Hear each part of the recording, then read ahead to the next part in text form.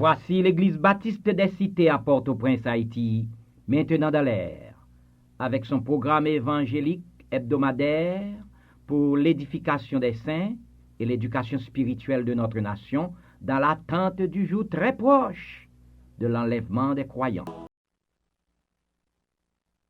Chers amis, nous allons aujourd'hui vous aider à comprendre le but pour lequel Christ est venu dans le monde. L'apôtre Paul dit, c'est une parole certaine et entièrement digne d'être reçue, que Jésus-Christ est venu pour sauver les pécheurs. En effet, Jésus-Christ est venu pour sauver de la mort éternelle tous ceux qui confessent leurs péchés, s'en repentent et qui se tournent vers lui pour le pardon. Commençons notre service par affirmer notre appartenance au Seigneur en chantant « Nous sommes au Seigneur et non point à nous-mêmes ».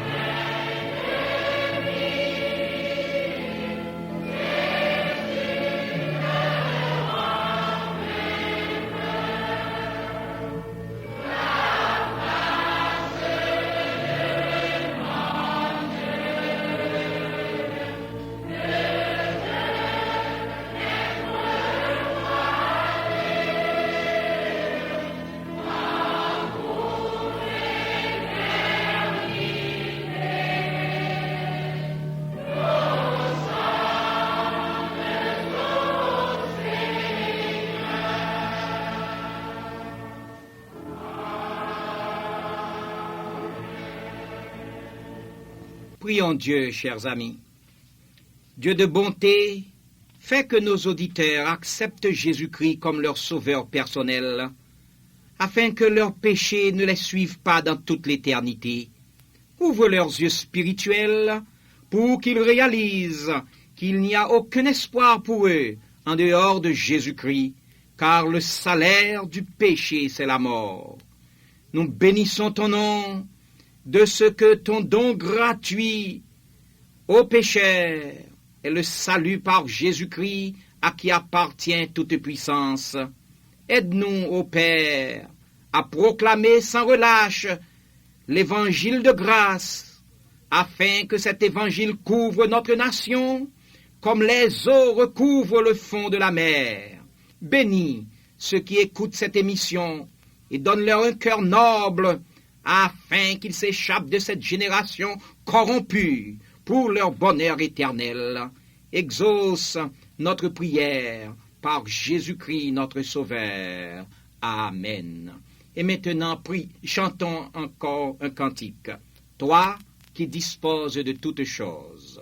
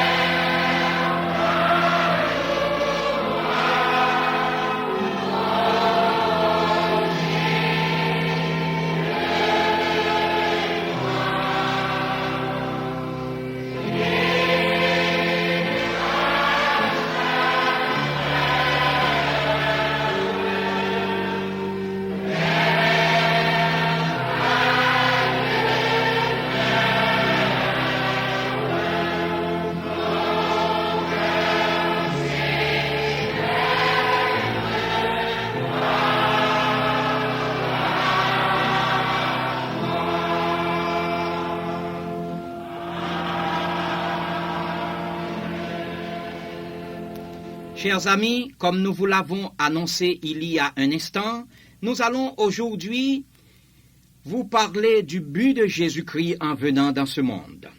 En attendant, nous voudrions vous lire une portion des Saintes Écritures dans l'Évangile selon Saint Jean au chapitre 14, disons les 7 premiers versets de ce chapitre 14 de l'Évangile selon Saint Jean. Que votre cœur ne se trouble point. Croyez en Dieu et croyez en moi. Il y a plusieurs demeures dans la maison de mon Père. Si cela n'était pas, je vous l'aurais dit. je vais vous préparer une place, et lorsque je m'en serai allé et que je vous aurai préparé une place, je reviendrai et je vous prendrai avec moi, afin que là où je suis, vous y soyez aussi. Vous savez où je vais et vous en savez le chemin. Thomas lui dit, « Seigneur, nous ne savons où tu vas. Comment pouvons-nous en savoir le chemin ?» Jésus lui dit, « Je suis le chemin, la vérité et la vie. Nul ne vient au Père que par moi. Si vous me connaissiez, vous connaîtriez aussi mon Père. Et dès maintenant, vous le connaissez et vous l'avez vu. Je suis le chemin, la vérité et la vie. Nul ne vient au Père que par moi. » Chers amis, c'est une question d'intérêt vital pour le croyant d'être bien pénétré du but de Jésus-Christ. Jésus-Christ est venu pour sauver celui qui croit en lui. Le salut est d'une nécessité universelle car tout le monde est sous l'empire du péché. Il n'y a point de juste, affirme la parole de Dieu dans Romains chapitre 3 verset 10. Il n'y a point de juste, pas même un seul. Tout le monde a donc besoin d'être sauvé. Et Jésus-Christ est le seul par lequel nous devons être sauvés. Aussi, la parole de Dieu déclare-t-elle péremptoirement, il n'y a de salut en aucun autre, selon les Actes des Apôtres au chapitre 4, verset 12. En même temps, cette parole nous met en garde contre toute négligence vis-à-vis de ce salut. Dans Hébreux, au chapitre 2, versets 2 et 3, il est écrit, « Si toute transgression et toute désobéissance a reçu une juste rétribution, comment échapperons-nous en négligeant un si grand salut? » Cependant, dans le monde actuellement, il y a une telle attitude d'hésitation, d'indifférence à l'égard du but du Seigneur Jésus, que la tendance générale du siècle semble faire accroire que l'on n'a pas besoin du salut, précisément de Jésus-Christ, et qu'à part Jésus-Christ, il y a d'autres sauveurs de l'humanité.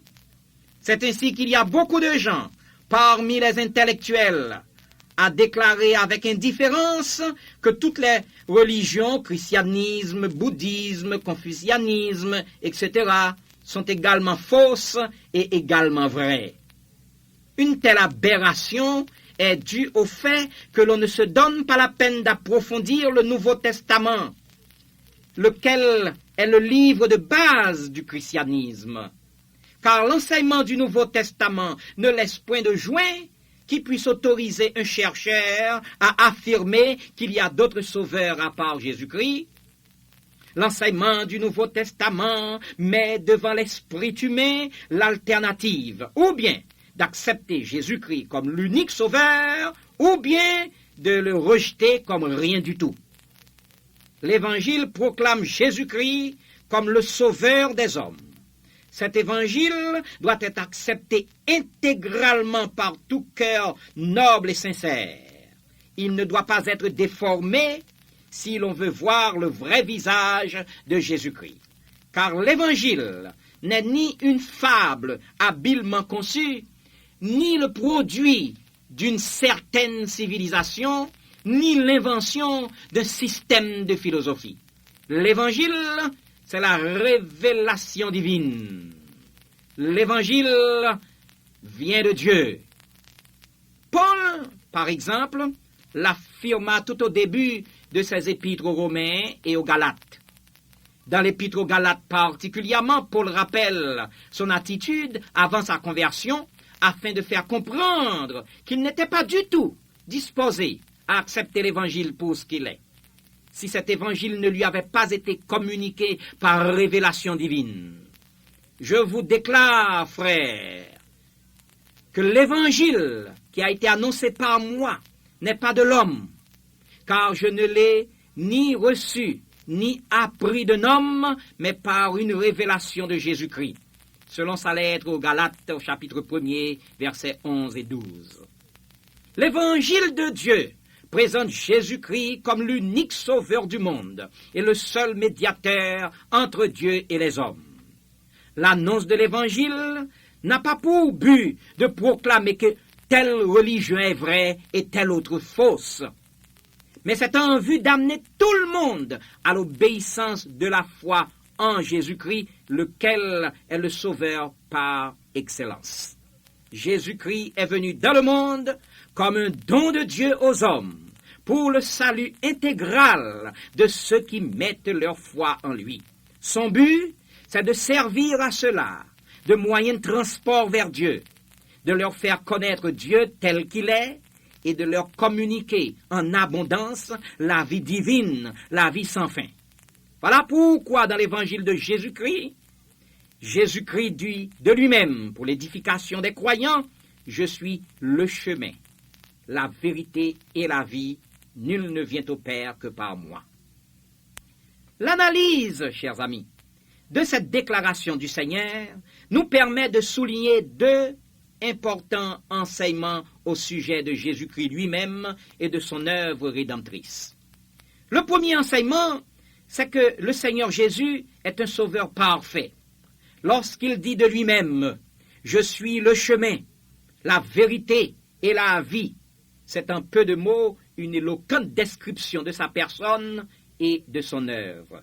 Un chemin est un moyen de se rendre d'un lieu à un autre. Jésus-Christ est donc le chemin qui mène à Dieu. Depuis la chute de nos premiers parents, il y a un fossé entre Dieu et l'homme. Les hommes, dans leurs efforts d'entrer en communion avec Dieu, ont essayé divers moyens. C'est d'ailleurs ce qui explique l'existence dans le monde de tant de religions et de philosophies humaines. Mais Dieu a voulu que ce soit Jésus-Christ qui serve de chemin entre lui et les hommes. C'est donc ce que révèle le Seigneur à Thomas quand il lui dit « Je suis le chemin ». Précédemment, il avait déclaré aux 12 « Je suis la porte. Si quelqu'un entre par moi, il sera sauvé », selon Jean 10, verset 9. Et plus tard, Paul expliquera cette révélation aux Corinthiens en déclarant dans sa deuxième lettre aux Corinthiens, chapitre 6, verset 19, « Dieu était en Christ, réconciliant le monde avec lui-même. » Pour ce qui concerne la déclaration « Je suis la vérité », le Seigneur a voulu affirmer par là qu'il est la révélation divine. En effet, il est la révélation suprême de Dieu aux hommes. Dieu, à travers les âges, a parlé de plusieurs manières et à plusieurs reprises. Dieu s'est révélé peu à peu aux hommes. Mais dans ces derniers temps, nous dit l'auteur de l'Épître aux Hébreux, Dieu a parlé par le Fils, qui est le reflet de sa gloire et l'empreinte de sa personne. C'est pourquoi, lorsque Philippe dit au Seigneur Jésus, « Montre-nous le Père et cela nous suffit », le Seigneur Jésus lui répondit, « Il y a si longtemps que je suis avec vous, et tu ne m'as pas connu, Philippe. Celui qui m'a vu a vu le Père. » La religion chrétienne, chers amis, en présentant Jésus-Christ aux hommes, présente la vérité faite chair. L'homme qui veut entendre le langage de la vérité n'a qu'à ouvrir ses oreilles aux paroles du Seigneur. Quant à la dernière phrase que le Seigneur a employée pour décrire sa personne et son œuvre, « Je suis la vie », nous n'avons qu'à laisser parler les millions de croyants dans le monde et dont l'apôtre Jean est l'interprète lorsqu'il dit « Celui qui a le Fils a la vie, c'est lui qui est le Dieu véritable et la vie éternelle », selon l'apôtre Jean dans sa première lettre au chapitre 5, verset 12 et verset 20. Mettant ensemble les trois déclarations, l'on voit que Jésus-Christ est un sauveur parfait. Il ne manque de rien. Il est alors facile de comprendre Paul lorsqu'il dit aux Corinthiens, dans sa lettre aux Corinthiens, au chapitre 1er, verset 30 et 31, « Jésus-Christ a été fait pour nous sagesse, justice et sanctification et rédemption afin, comme il est écrit, que celui qui se glorifie dans le Seigneur. Le deuxième enseignement que nous trouvons dans la déclaration du Seigneur, « Je suis le chemin, la vérité et la vie, nul ne vient au Père que par moi », est que le Seigneur est l'unique sauveur auquel on doit aller et duquel on doit dépendre. C'est une formidable déclaration que celle par laquelle le Seigneur affirme que nul ne vient au Père que par lui. C'est là un défi jeté à tous les fondateurs des religions, et c'est aussi là un puissant encouragement aux croyants. Si les incrédules et les indifférents n'avaient pas l'intelligence enténébrée, cette déclaration du Seigneur aurait suffi pour les porter à accepter Jésus-Christ comme leur sauveur personnel. Jésus-Christ, en effet, est l'unique sauveur, car c'est à lui seul qu'il revient la gloire de faire devenir des enfants de Dieu n'importe qui le reçoit et croit en son nom. C'est de lui seul, à un moment critique de son ministère terrestre, qu'une voix venant du ciel parla en ces termes. Celui-ci est mon fils bien-aimé, écoutez-le. Il est Jésus-Christ, chers amis, est sans égal. Son sang est le seul qui puisse ôter les péchés des hommes. L'Évangile met devant tous les hommes une alternative. Ou bien l'on choisit Jésus-Christ et l'on a la vie éternelle, ou bien on le rejette et l'on se condamne soi-même à la mort éternelle. Celui qui a le Fils a la vie. Celui qui n'a pas le Fils de Dieu n'a pas la vie, dit Jean. Que le Saint-Esprit vous éclaire et vous aide à réaliser que le but de Jésus-Christ est de vous sauver intégralement si vous voulez répondre à présent à son appel de salut. Qu'il vous soit donné de répondre à cet appel à l'instant même. Et nous allons terminer le service en chantant le cantique « Celui qui met en Jésus une pleine confiance, jamais ne chancelle ».